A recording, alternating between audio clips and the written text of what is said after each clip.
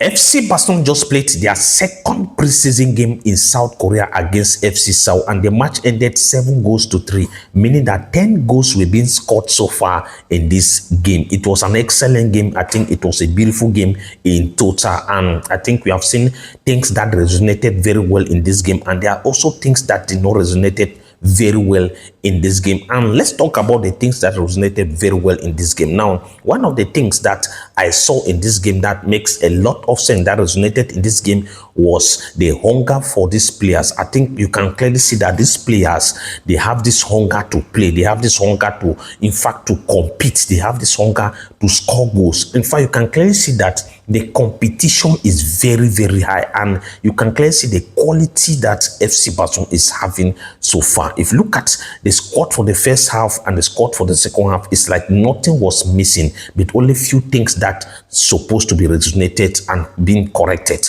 Because if you look at the two squad, the first squad in the first half and that of the second half, you can clearly see the quality and the hunger of these players. And I think this is what Hansi Flick really wanted, because he wanted squad depth, quality squad depth, and we can clearly see that Hansi Flick is trying to stabilize things, despite the fact that FC Barcelona have not bought so many players. They just got 1 or 2 players for the preparation for upcoming season. But I think that this squad is ready and prepared for upcoming season. But there are things that did not resonated very well in this game. And one of those things is, I want to talk about Lamine Yamal. He was exceptional in the game. But if you look at the goal that FC Seoul scored, that was being a big mistake that Lamine Yamal made. At a certain point of time, I think Lamine Yamal is a talented player, but at a certain moment, he needs to understand where to dribble, where to pass, and where not to make mistake. Because if you look at it very keenly, where he made that mistake that led to a goal, I think we're supposed to do something better in that area.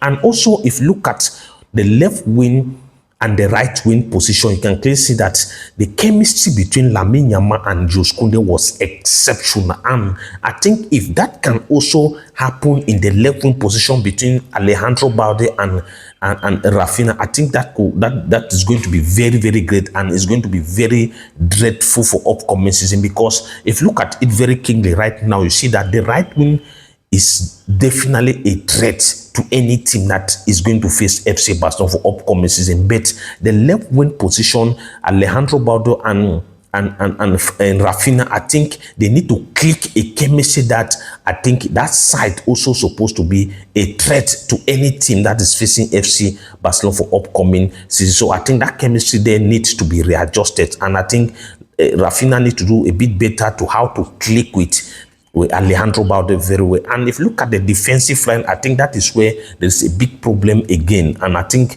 there is a need of an adjustment. But I love the aspect of what Andre Christensen did in that game, his composure, his understanding, and how to progress the ball. And I think in that defensive line, I think there's still a bit of shaking. But anyway, I think Hansi Flick, the head coach, have been able to see all these things, and I think moving forward for upcoming season, I think there's going to be some level of an adjustment. Now, looking at this entire game, in your own opinion, which was the most outstanding player in that match, and which area do you think that there is a need for an adjustment? Let me get your thoughts, your opinion on the comment section. Thank you for watching. Please don't forget to share, like, and follow for more updates. To meet again. Love you all, man.